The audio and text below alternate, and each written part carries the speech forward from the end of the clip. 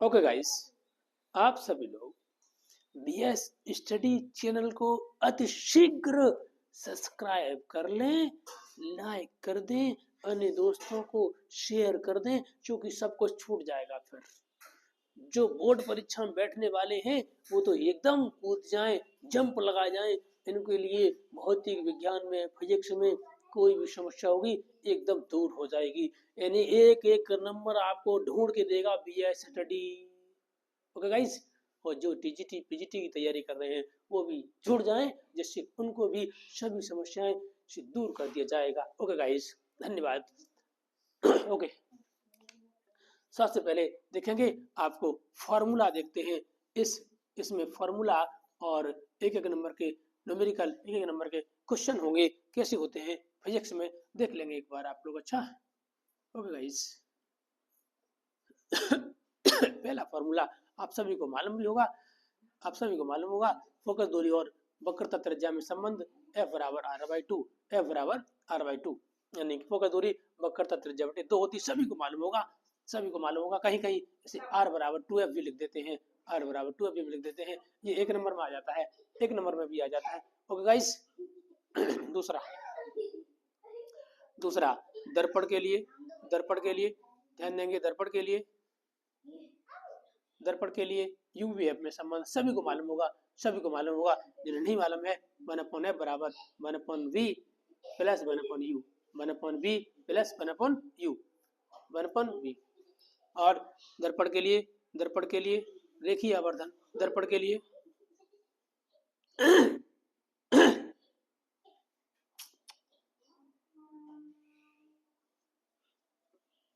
दर्पण के लिए, दर्पण के लिए रेखीय आवर्धन आप लोग ध्यान देंगे, m बराबर होता है, m बराबर होता है माइनस का b/u, माइनस का b/u, माइनस का b/u। ओके गाइस, आप लोग ध्यान देंगे। ओके, ध्यान ध्यान देंगे। मोस्ट इंपोर्टेंट फॉर्मूला दूसरा, दूसरा ये जानेंगे, रेखीय आवर्धन, रेखीय आवर्धन यदि यदि +1 है, इसका मतलब क्या है, इसका मतलब क्या है, ध्यान देंगे। रेखीय आवर्धन +1 है, इसका मतलब है कि वस्तु का जो प्रतिबिंब बन रहा है वो, वस्तु का जो प्रतिबिंब बन रहा है वो और वस्तु का आकार आपस में बराबर है। यानी कि वस्तु के आकार के बराबर उसका प्रतिबिंब बन रहा है, इसलिए ये +1 आया, यानी बन आया है। प्लस का मतलब धनात्मक, यानी कि ये समतल दर्पण के लिए होता है। क्वेश्चन आएगा एक नंबर में कि रेखीय आवर्धन एक होता है किसका, तो समतल दर्पण का। किसका होता है, समतल दर्पण का। किसके लिए होता है, समतल दर्पण का। समतल दर्पण में रेखीय आवर्धन एक होता है, एक होता है। और समतल दर्पण में ही आप लोग ध्यान देंगे, रेखीय आवर्धन एक होता है। दूसरी, समतल दर्पण की फोकस दूरी, ये भी बहुत बार पूछा गया है। समतल दर्पण की फोकस दूरी, समतल दर्पण की, दर्पण की फोकस दूरी, फोकस दूरी, फोकस दूरी अनंत होती है। कितनी होती है, अनंत होती है। ये भी बहुत पूछी जाती है। समतल दर्पण की फोकस दूरी कितनी होती है, अनंत होती है। कितनी होती है, अनंत होती है। ये क्वेश्चन आप याद कर लेंगे, एक बार वीडियो दो एक बार देख लेंगे, क्वेश्चन याद हो जाएंगे। ओके गाइस, अरे यार, और जो लोग वीडियो स्क्रीनशॉट लेना चाहें ले सकते हैं और आप लोग याद कर लेंगे। Okay guys.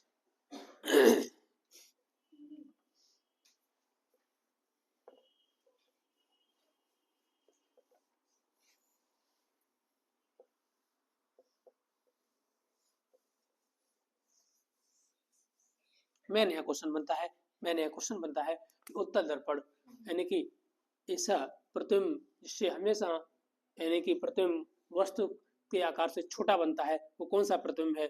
छोटा प्रतिबिंब बनता है वस्तु के आकार से, छोटा प्रतिबिंब बनता है वस्तु के आकार से, तो कौन सा प्रतिबिंब है, याद कर लेंगे।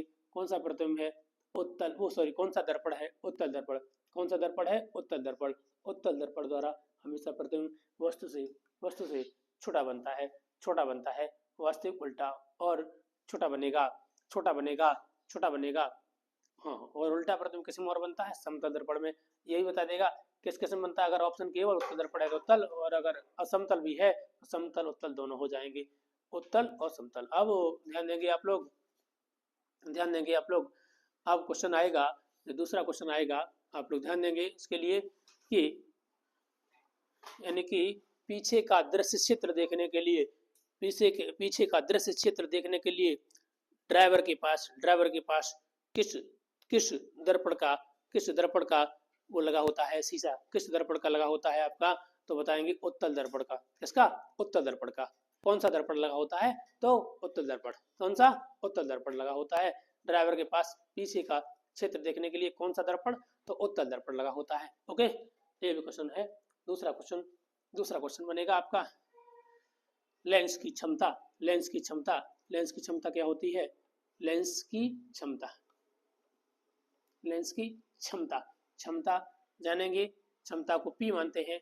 P बराबर होता है 1/F। P बराबर 1/F, जहाँ F जो है मीटर में होनी चाहिए। F किस में होनी चाहिए? मीटर में। F किस में होनी चाहिए? मीटर में। F मीटर में है तो P बराबर 1/F। P बराबर 1/F। ये फार्मूला मोस्ट इम्पोर्टेंट। SP का मात्रक होता है यूनिट होती है डायोप्टर। क्या होता है? डायोप्टर। इसका मात्रक क्या होता है? डायोप्टर। आप लोग याद कर लेंगे। SP का मात्रक क्वेश्चन आएगा कि डायोप्टर किस भौतिक राशि का मात्रक है? किस भौतिक राशि का मात्रक है? तो लेंस की क्षमता का। अब बात बताएंगे। हाँ, इसे D से, यानी कि इस मात्रक को D से व्यक्त करते हैं। लिखा होगा 2D 3D ऐसे लिखते हैं। तो आप लोग जहाँ D लिखा मतलब हो गया डायोप्टर। क्या मतलब हो गया? डायोप्टर। आप लोग ये सीख लेंगे, क्योंकि जब सवाल करेंगे तो D means dioptre. Okay guys, अब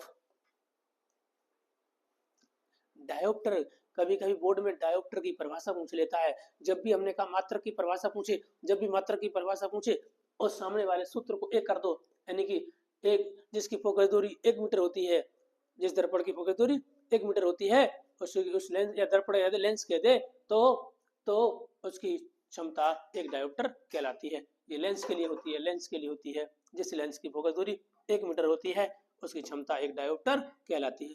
ओके गाइस,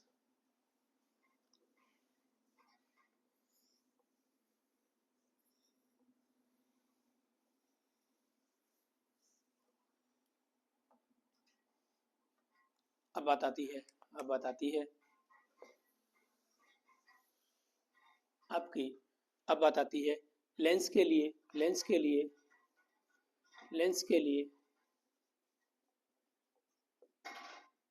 UVF में संबंध 1/F बराबर 1/V माइनस का 1/U। ओके गाइस, ये लेंस के लिए है।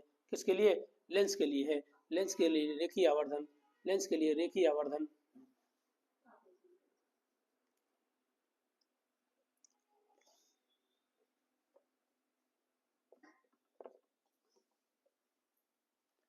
होता है M बराबर B/U।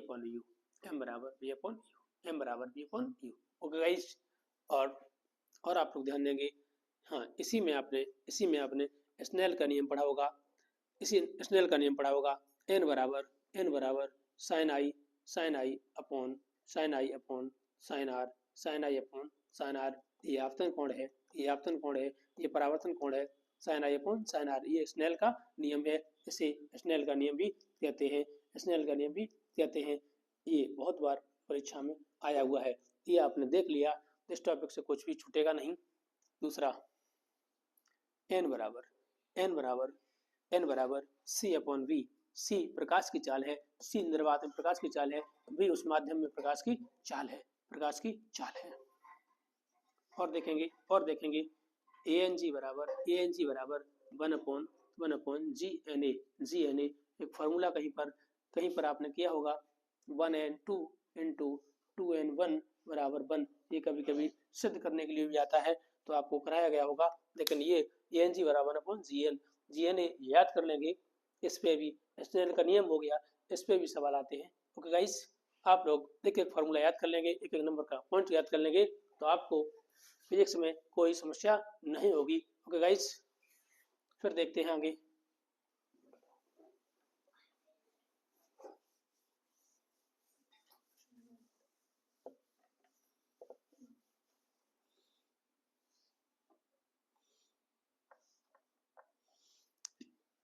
ओके गाइस, आगे ध्यान देंगे।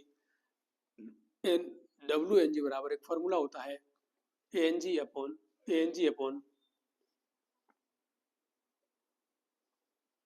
ANW। इसी प्रकार LNG बराबर होता है ANG अपॉन जहाँ W है तहाँ ANL। ये आप लोग याद कर लेंगे। कोई माध्यम चेंज होता जाएगा, यहाँ भी चेंज हो जाएगा। ओके गाइस, और ध्यान देंगे, हाँ आपसे ऑप्शन दिया जाएगा किस माध्यम में प्रकाश की चाल अधिक होती है, तो निर्वात में होती है। किस माध्यम में प्रकाश की चाल अधिक होती है, तो निर्वात में होती है। आपको ऑप्शन दिया जाएगा कभी कभी किस माध्यम में प्रकाश की चाल न्यूनतम होगी, कांच, जल, हीरा, निर्वात। किस माध्यम में प्रकाश की चाल न्यूनतम होगी, तो आपका हीरा। किसमें, हीरे में न्यूनतम होगी, चूंकि अपवर्तनांक और माध्यम की चाल एक दूसरे के व्युत्क्रमानुपाती होते हैं। तो आप लोग ध्यान देंगे। ओके गाइस, अब ध्यान देंगे आप लोग, और ध्यान देंगे आप लोग कि आपने विद्युत में पढ़ा होगा, आई बराबर, हाँ उससे पहले एक चीज और पढ़ा होगा, एन बराबर sine A plus delta M upon 2 वटे साइन A/2। ये भी पढ़ा होगा। ओके गाइस, ये निश्चित पढ़ा होगा। ये फॉर्मूला है, यानी कि ये अल्पतम विचलन कोण है, ए आपका प्रिज्म कोण है, और एन आप माध्यम का अपवर्तनांक है। ये पढ़ा होगा। पतले प्रिज्म के लिए भी पढ़ा होगा। सूत्र लिखा रहे हैं, सूत्र याद हो गए, मात्रक भी साथ साथ हम बताते जा रहे हैं, तो आपकी फिजिक्स समाप्त हो जाएगी। एक वीडियो में न्यूमेरिकल डाल देंगे, समाप्त हो जाएगा। डेल्टा एम बराबर n-1 इंटू ए। इसमें कहीं भी आपतन कोण नहीं आया है। 2-3 बार परीक्षा में आया कि निम्न में से किस पर अल्पतम विचलन कोण निर्भर नहीं करता है, अपवर्तनांक या प्रिज्म कोण या आपतन कोण या नन ऑफ दीज। तो इसमें कहीं भी आपतन कोण नहीं आया है, इसलिए अल्पतम विचलन कोण आपतन कोण पर निर्भर नहीं करता है। ये भी पॉइंट याद रखेंगे, अल्पतम विचलन कोण आपतन कोण पर निर्भर नहीं करता है। ओके गाइस, ध्यान देंगे। और दूसरा याद कर लेंगे, आई बराबर ए प्लस डेल्टा एम अपॉन 2 और एन ए बराबर चाहेंगे आर बराबर ए बाई टू।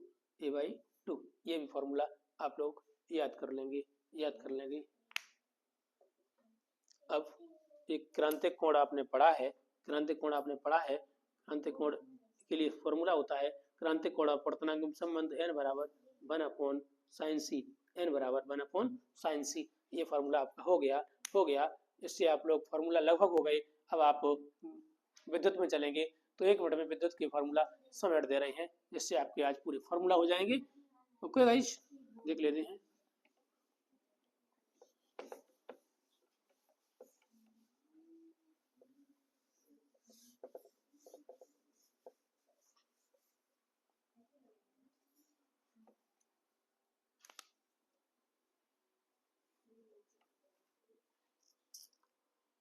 हाँ, ध्यान देंगे आप लोग, विद्युत में I बराबर Q अपॉन T या Q बराबर IT आपने पढ़ा है। आप ध्यान देंगे, अगर मुक्त इलेक्ट्रॉनों की संख्या n है तो Q बराबर Ne और IT बराबर, देखो Q बराबर Ne, तो IT बराबर Ne हो जाएगा, IT बराबर Ne हो जाएगा। अब एक और फॉर्मूला पढ़ लें, Q बराबर ZE, जहाँ Z एटॉमिक नंबर है, परमाणु क्रमांक है, Z परमाणु क्रमांक है। ओके गाइस, अब आपने आगे और पढ़ा होगा V बराबर IR। ओम का नियम है, सभी ने पढ़ा होगा। और पढ़ा होगा विभवांतर V बराबर W/Q। इसका मतलब जूल प्रति कूलम, जिसे वोल्ट कहते हैं। इस R का मात्रक ओम होता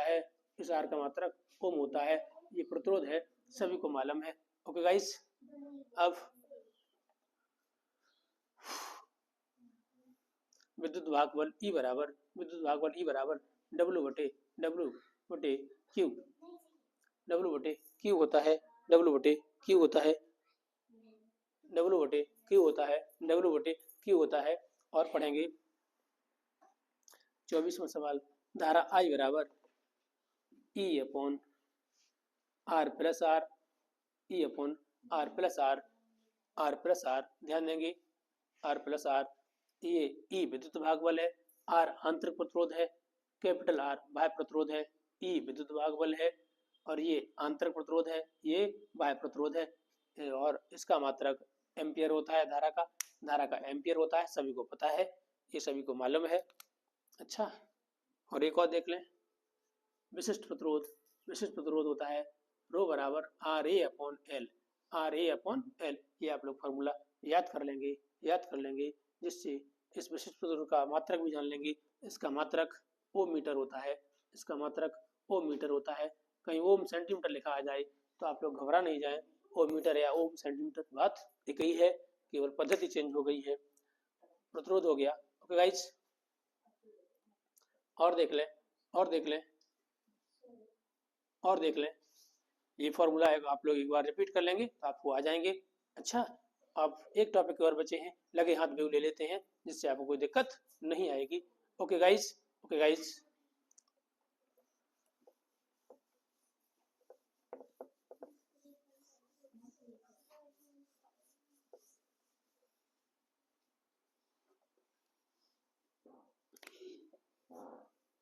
ध्यान देंगे, आवाज तो होती रहती, कोई बात नहीं। ओके गाइस, हाँ, आपके सूत्र साहित्य 18, 19, 20, 21, 22, 25 पहुंच चुके थे। जहां भी हो हमके ध्यान नहीं पिछला, ध्यान देंगे कि आगे फाई बराबर चुंबकीय फ्लक्स फाई बराबर वी ए होता है, और ये फॉर्मूला आपके उसमें होगा, आगे 11 में पढ़ेंगे। इन पे वेक्टर वाले होते हैं, जो इस पर तीर लगा देते हैं, जो आपके सिलेबस में नहीं है, फिर भी एक बता दे रहे हैं, ऐसा भी लिखा हो सकता है। इसका इस चुंबकीय फ्लक्स बोलते हैं, फाई को चुंबकीय फ्लक्स बोलते हैं, इसे चुंबकीय फ्लक्स बोलते हैं। चूंकि यह बहुत ज्यादा पूछा नहीं जाता है, इसलिए इसे हटा दिया, लेकिन मोस्ट इंपोर्टेंट है चुंबकीय फ्लक्स। इसका मात्रक वेबर होता है, क्वेश्चन आएगा चुंबकीय फ्लक्स का एसआई मात्रक क्या होता है, तो वेबर। एसआई मात्रक क्या होता है, वेबर, याद कर लेना। चुंबकीय फ्लक्स का एसआई मात्रक क्या होता है, वेबर। ओके गाइस, अब वेबर होता है, और ये एसआई मात्रक हो गया। अगर आपके सीजीएस में पूछ लेता है तो इसका मात्रक मैक्सवेल होता है, और एक वेबर बराबर 10⁸ मैक्सवेल होता है, 10⁸ मैक्सवेल होता है। ओके गाइस, 10⁸ मैक्सवेल होता है, ये आप लोग याद कर लेंगे। कभी कभी संबंध पूछ लेता है, वेबर और मैक्सवेल में क्या संबंध होता है, तो आपको ये हो गया। अब चुंबकीय क्षेत्र की तीव्रता, और अगर यहाँ से बी बराबर निकालेंगे तो फाई अपॉन ए आ जाएगा। इसे चुंबकीय फ्लक्स घनत्व भी कहते हैं, मैग्नेटिक इलेक्ट्रिक डेंसिटी भी कहते हैं, या चुंबकीय फ्लक्स घनत्व भी कहते हैं, इसे चुंबकीय फ्लक्स घनत्व भी कहते हैं। अब देखो, इसका मात्रक वेबर होता है, और ए का मात्रक एरिया है, मीटर स्क्वायर होता है, तो इसका मात्रक हो जाएगा वेबर प्रति मीटर स्क्वायर, बी का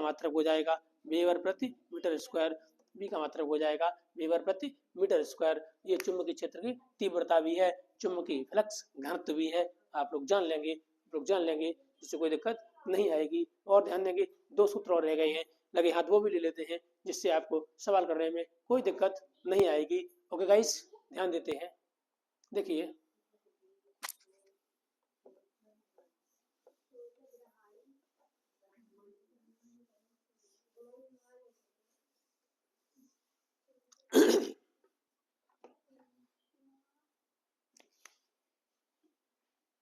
ध्यान देंगे आप लोग कि F बराबर होता है IBL sin थीटा। F बराबर IBL sin थीटा। F बराबर IBL sin थीटा होता है। F बराबर IBL sin थीटा। और F मैक्सिमम यानी कि अधिकतम F मैक्स बराबर होता है IBL। यहाँ थीटा 90 अंश हो जाता है, 90 अंश हो जाता है। जब भी F मैक्स कहता है थीटा 90 अंश हो जाता है, थीटा 90 अंश हो जाता है, थीटा 90 अंश हो जाता है। ओके गाइस, अब और देखेंगे एक लंबी अनंत लंबी अनंत लंबी अनंत लंबी अनंत लंबी अनंत लंबी चालक तार के लिए ये फॉर्मूला भी आप लोग याद कर लेंगे। इस पर सवाल जरूर आते हैं। हाँ, बी बराबर mu 0 upon 2 pi I upon R इसकी वैल्यू होती है रख देंगे। तो बी बराबर फॉर्मूला याद कर लेंगे, 2 गुणे 10 की घात माइनस 7 आई बटे आर। इस पे सवाल कर लेंगे। सवाल आते हैं, न्यूमेरिकल आते हैं, जो भी उदाहरण आते हैं बहुत आते हैं। इसमें अनंत लंबे चालक तार, अनंत लंबा कह दे, रिज रेखी कह दे, सीधा तार कह दे, एक ही बात है। रिज रेखी एक रिज में एक रेखा में, ओके, तभी यही फॉर्मूला लगेगा। और आपका बायो-सेवर्ट नियम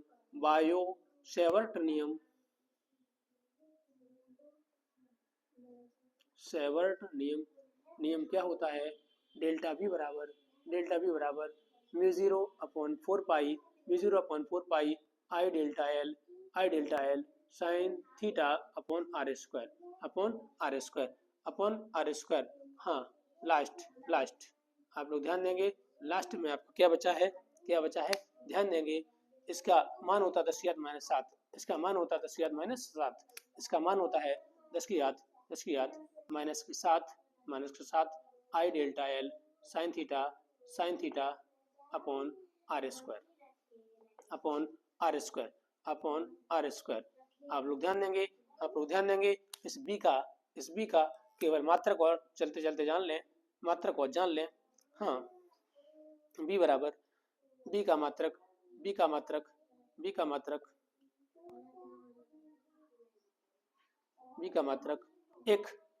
मात्रक होता है न्यूटन प्रति एम्पियर मीटर, जिसे हम टेस्ला कहते हैं। क्या कहते हैं? टेस्ला कहते हैं। इसका एक सीजीएस पद्धति में मात्रक होता है गॉस। क्या होता है? गॉस।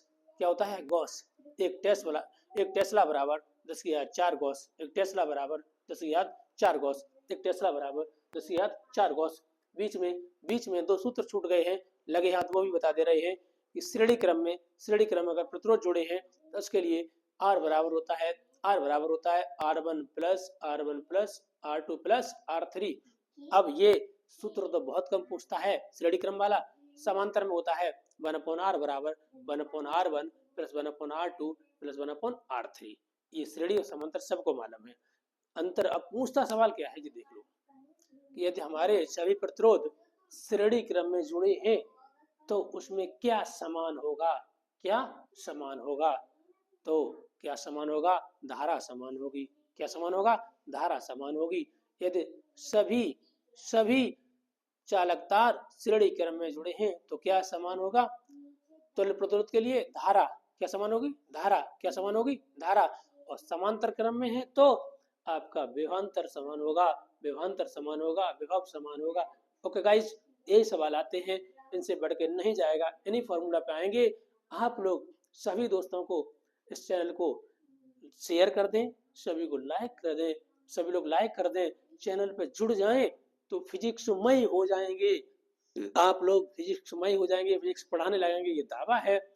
और सभी दोस्तों को जोड़ लें जिससे कि उनका भी ना छूट पाए। चलो जल्दी आओ, किधर जा रहे हो? बीएस स्टडी वाला आया है आपको बुलाने, आइए अच्छा ले जाइए। ओके गाइस, थैंक यू, धन्यवाद, बहुत बहुत आप सभी को धन्यवाद। Okay, thank you.